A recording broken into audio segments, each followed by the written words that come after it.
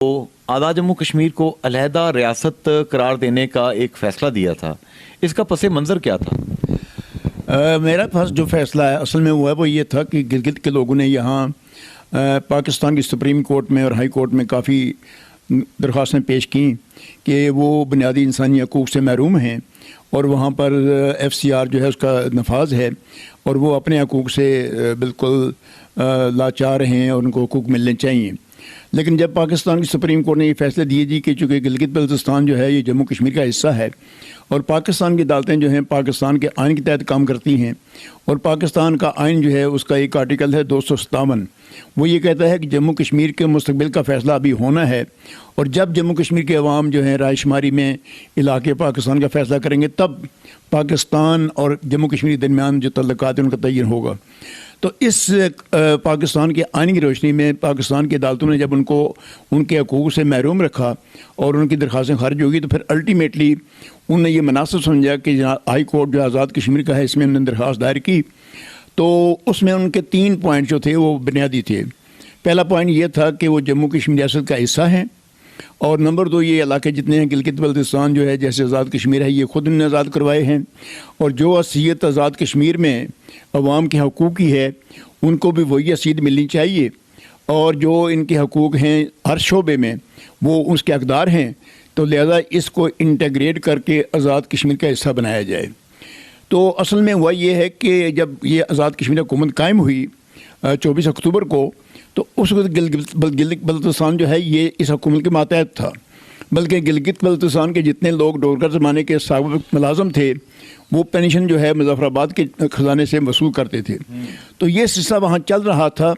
تو ہوا یہ کہ 28 اپریل 1949 کو جب یہ فیصلہ ہو کہ ریاست میں رائے شماری ہونی ہے تو اچانک پاکستان میں جو ایک منسٹر تھے گورمانی صاحب جن کو منسٹر بے محکمہ کہتے تھے وہ یہاں راولپنڈی میں بیٹھتے تھے شہزادہ کوٹھی میں، تو ان نے ہمارے صدر جو ابراہیم خان صاحب تھے اور مسلم کانفرنس کے جو چیف آرگنائزر تھے ہمارے پریزیڈنٹ تھے چودھری غلام باز صاحب مرحوم، ان دونوں کو بلا کر کہا جی کہ یہ اختیارات جو ہیں گلگت بلتستان کے آزاد کشمیر کی فوج کے تحریک آزادی کے یہ ہمارے سپرد کر دیں. تو اس وقت ایک ایگریمنٹ ہوا جس کا نام اوپر لکھو ارینجمنٹ آف ایڈمنسٹریشن. تو وہ اس کے تحت یہ تمام علاقے جو تھے گلگت بلتستان کے یہ بھی پاکستان کے سپرد ہو گئے اور آزاد کشمیر کی جو ریگولر فورس تھی وہ اس کا جی ایچ کیو بھی اس کی تمام کمانڈ جو تھی وہ بھی پاکستان کے سپرد ہو گئی. حتیٰ کہ تحریک آزادی جو ہے جو کہ سیکورٹی کونسل میں ہمارا کیس چل رہا تھا وہ بھی پاکستان کی تحویل میں دے دیا گیا. تو تب سے آزاد کشمیر حکومت جو ہے یہ تو بے اختیار ہو گئی اور وہ لوگ جو تھے وہاں پر انتظامی امور جتنے تھے وہ پاکستان کے ماتحت ہو گئے وزارت امور کشمیر کے تحت اور پاکستان کی چونکہ سیکورٹی کا مسئلہ تھا وہاں فوج جو ہے اس کا کنٹرول تھا تو یہ فوج اور وزارت امور کشمیر نے وہاں پر ایف سی آر لاگو کیا. حالانکہ ایف سی آر جو ہے وہ وہاں لاگو نہیں ہو سکتا تھا چونکہ وہ جموں کشمیر جو ہے پاکستان کے ساتھ نہیں تھا، ایف سی آر پاکستان کا قانون تھا. تو اس پس منظر میں جب نے کیس دائر کیا تو میں نے گورنمنٹ پاکستان کو نوٹس بھی دیا اور پاکستان کے ڈپٹی اٹارنی جنرل جو تھے وہ اگر کیس میں پیش ہوتے تھے پاکستان نے جواب دعویٰ دیا، آزاد کشمیر حکومت نے جواب دعویٰ دیا تو انہوں نے یہ بات تسلیم کی کہ گلگت بلتستان جو ہے یہ جموں کشمیر کا حصہ ہے. تاہم نے کہا کہ یہ سیاسی مسئلہ ہے، اس میں ہائی کورٹ جو ہے اس کو فیصلہ نہیں کرنا چاہیے. لیکن میں نے سننے کے بعد تمام تاریخی حقائق جو ہمارے قوانین تھے اس کی روشنی میں اور آزاد کشمیر کے جو ہمارا عبوری آئین ہے اس کی روشنی میں اور پاکستان کے آئین کی روشنی میں نے یہ فیصلہ کیا کہ گلگت بلتستان کو آزاد کشمیر کے ماتحت ایسے کیا جائے جیسے کہ یہ 24 اکتوبر کو تھا اور یہاں پر جتنے قوانین نافذ ہیں وہ سارے کے سارے وہاں بھی نافذ کریں. ان کو آزاد کشمیر کی انتظامیہ جو ہے مکنہ جو ہے عدلیہ جو ہے اس میں بھی حصہ ملنا چاہیے اور بنیادی انسانی حقوق جو ہیں سارے ان کو ملنے چاہیے. بہت زبردست یہ ایک ڈیسیژن جس کی بنیاد پر جس کو ایک ریفرنس کی حیثیت حاصل ہے جو کہ کوٹ کیا جاتا ہے جگہ جگہ پر کہ آزاد جموں کشمیر پاکستان سے علیحدہ ایک ریاست ہے، ایک علیحدہ کنٹری ہے، یہاں کی اپنی سپریم کورٹ ہے، ہائی کورٹ ہے، یہاں پہ اپنا قانون ہے. بہت خوبصورت انداز میں ملک صاحب آپ نے بیان کیا. چلیں آپ کو ذرا کچھ کشمیر کی باتیں کر لیں، آزاد کشمیر کی، یہاں کی سیاست کی. حضور والا ہم دیکھ رہے ہیں کہ راجہ فاروق حیدر خان صاحب اور چودھری طارق فاروق صاحب کے درمیان کچھ ڈفرینس آف اوپینین ہوا اور اس کے بعد عجیب و غریب قسم کی چیزیں سوشل میڈیا کے اوپر فلوٹ ہو رہی ہیں. کیا وہ دن آئے گا کہ جب ہم کشمیر کے فیصلے کشمیر میں ہی کرتے ہوئے لوگوں کو دیکھیں گے؟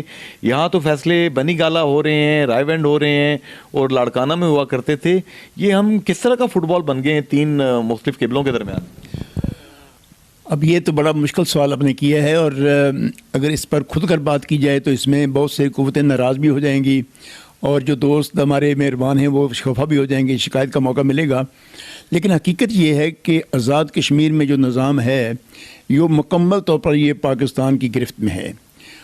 اس کو جموں کشمیر کونسل یا وزارت امور کشمیر یا کہ پاکستان کی فوج سے جو مری میں جو لوگ بیٹھے ہیں یا اس منگلہ میں بیٹھے ہیں یہ کنٹرول کرتے ہیں. یہ تو اس سے انکار نہیں کیا جا سکتا اس میں. اور یہی کیفیت ہے کہ جو ہماری جہاں پر انتخابات ہوتے ہیں اس میں بھی عمل دخل جو ہوتا ہے باہر سے ہوتا ہے، اور وہاں پر جو ایک پسندیدہ لوگوں کی لسٹ بنتی ہے اسمبلی میں وہی کامیاب ہو جاتے ہیں. تو لامحالہ پھر یہ تاثر یہ ملتا ہے کہ چونکہ وہ کسی کے تابع ہیں اور وہ خود آزاد نہیں ہیں اپنے میرٹ پر، نہ وہ اسمبلی میں ہیں اپنے میرٹ پر، نہ وہ حکومت میں ہیں اپنے میرٹ پر، نہ وہ جج ہیں نہ وہ انتظامیہ میں ہیں. تو اس لیے پھر دیکھنا یہ پڑتا ہے کہ ہم نے کہاں سے طاقت حاصل کرنی ہے، ہمیں کہاں سے حمایت ملنی ہے. تو جہاں سے حمایت ملتی ہے، طاقت ملتی ہے، پھر ان کے مطابق بن جاتے ہیں. اب تو کیفیت یہ ہے کہ پہلے تو یہاں ریاست کی اپنی جماعتیں تھیں، مسلم کانفرنس تھی، لبریشن لیگ تھی یا باقی جماعتیں تھیں، لیکن اب جماعتیں جو ہیں پاکستان کی یہاں پر آ گئی ہیں. پہلے ہندوستان نے آغاز کیا، وہاں پر کانگریس بنی، اس کے بعد بی جے پی بنی، پھر باقی کمیونسٹ پارٹی بنی، دوسری جماعتیں بنی ہیں مقبوضہ کشمیر میں. چونکہ ہندوستان کی تو پالیسی یہ تھی کہ وہ بتدریج ریاست جموں کشمیر کے اپنا تسلط قائم کرے، لیکن پاکستان کی پوزیشن بڑی مختلف تھی. تاہم جب پاکستان نے یہ دیکھا کہ سارا کشمیر ہمیں نہیں مل رہا ہے، ہندوستان اس میں 8 درم ہے، یا پاکستان نے 2 جنگیں بھی کی ہیں لیکن ان کو 1 انچ بھی کشمیر جو ہے کا نہیں مل سکا، بلکہ جو علاقے ملے تھے وہ بھی واپس کرنے پڑ گئے، اور ہندوستان نے جو علاقے حاصل کیے تھے واپس کیے نہیں ہیں معاہدہ شملہ کے تحت. تو پھر پاکستان کے حکمرانوں نے یہی محسوس کیا کہ یہاں پر اپنی جماعتیں بنائیں. پھر یہاں پر پیپل پارٹی بھی بنی، یہاں پر مسلم لیگ نون بھی بنی، پھر یہاں پر جماعت اسلامی بھی بنی، پھر جمعیت علماء اسلام بھی بنی، تحریک انصاف بھی بن گئی. اور اب ظاہر ہے کہ ان کی ہائی کمان جو ہے وہ پاکستان میں ہے، وہ اسلام آباد بنی گالا میں ہے، وہ لاڑکانہ میں ہے، پھر وہ وہاں پر رائے ونڈ میں ہے، جہاں کہیں ہے ان کی جو سورس ہے طاقت کی وہ وہاں پر پاکستان میں ہے، اور رہی صحیح جو سورس ہے وہ GHQ میں ہے یا کہ اسلام آباد میں ہے.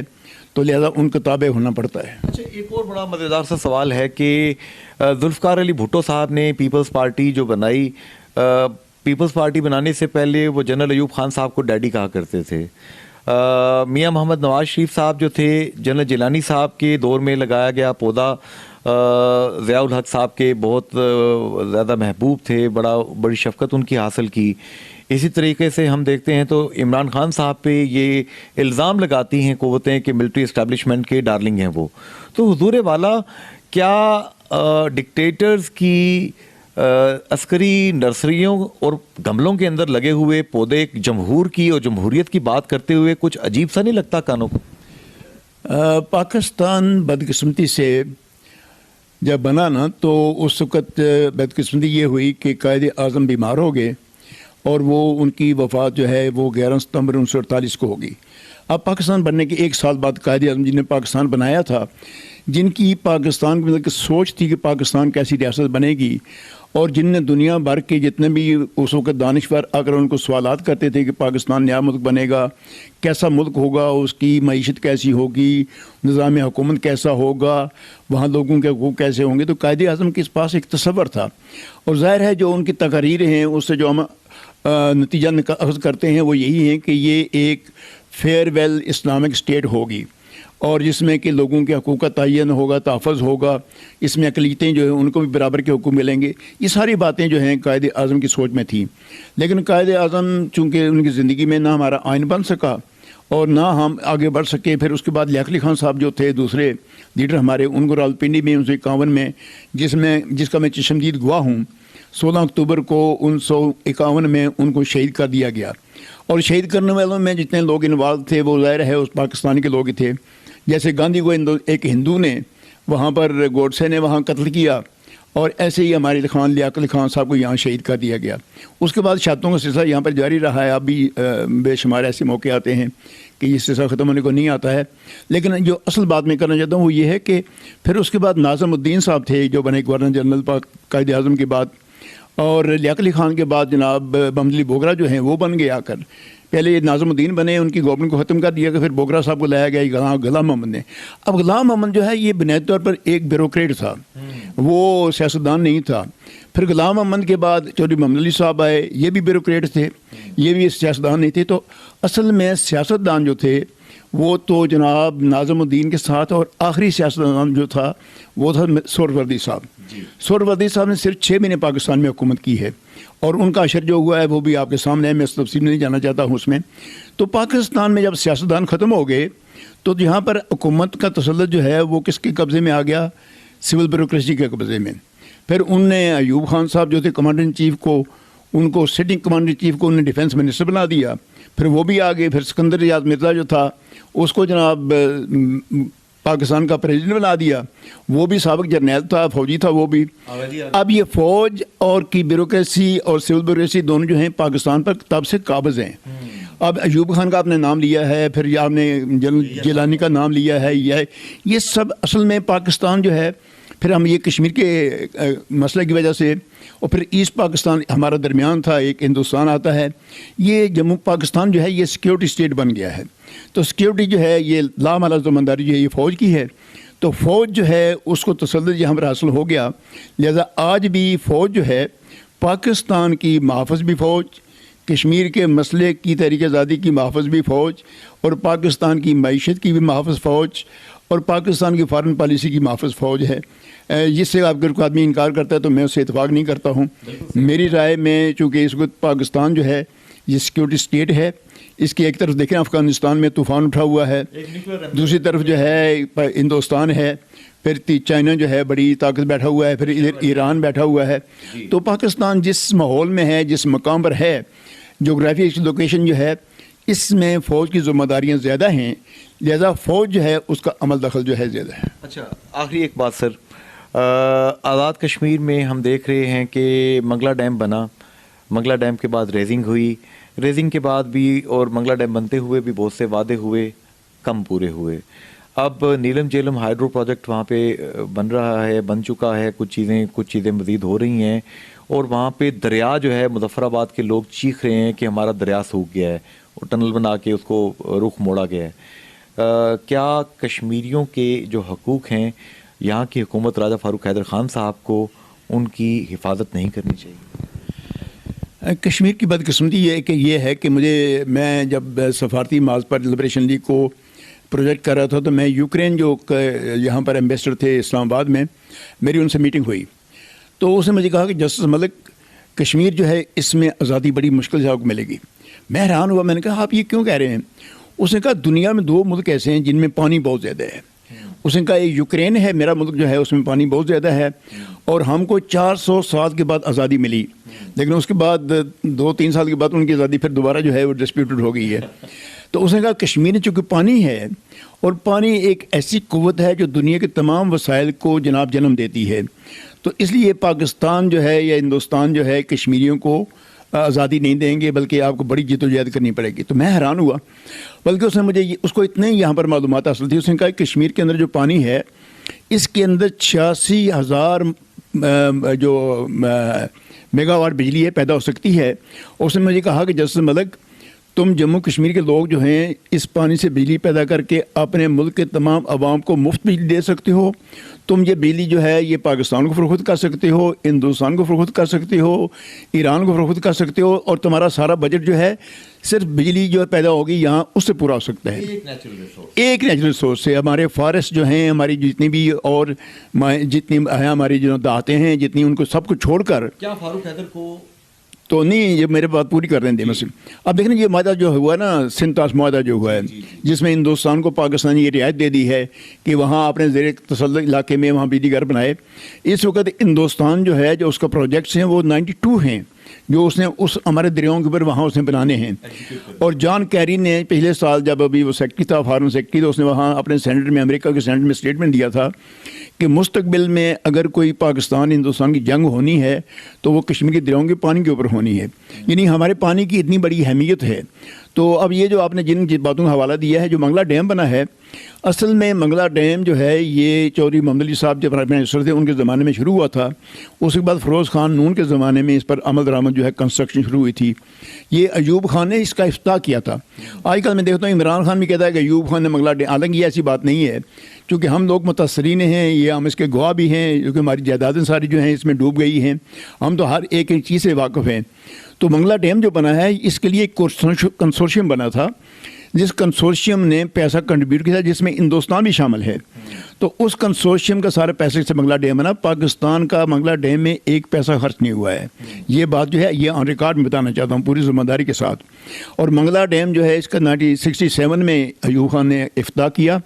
تب سے یہاں پر جتنی جنریشن ہو رہی ہے بجلی کی اور جو پانی کا استعمال ہو رہا ہے، نہروں کا پانی جو ہے، اس کا تمام جو ہے معاوضہ جو ہے جموں کشمیر کے، ہمارے آزاد کشمیر کے لوگوں کو ملنا چاہیے. اور یہی ایوب خان نے اس وقت ایشورنس کروائی تھی، یہی ایشورنس جو ہے محمد علی چودھری صاحب نے کروائی تھی، یہی ایشورنس جو ہے اس وقت فیروز خان نون نے کروائی تھی. لیکن جو وعدے کیے جاتے ہیں اس پر عمل درآمد کم ہوتا ہے. حالانکہ مسلمان جو ہے اس کو حکم ہے کہ جو وعدہ کرو اسے پورا کرو، لیکن ہم جیسے مسلمان ہیں ایسے ہی ہمارے وعدے ہیں، تو وعدے پورے نہیں ہوئے. یہی کیفیت اب جو بن رہا ہے نیلم جیلم. میں حیران ہوں کہ آزاد کشمیر حکومت جو ہے، جب یہ نون گورنمنٹ تھی وہاں پاکستان میں، تب بھی اس کو فاروق حیدر صاحب کو احساس پیدا نہیں ہوا کہ نہیں، ان سے کسی نے پوچھا ہی نہیں ہے.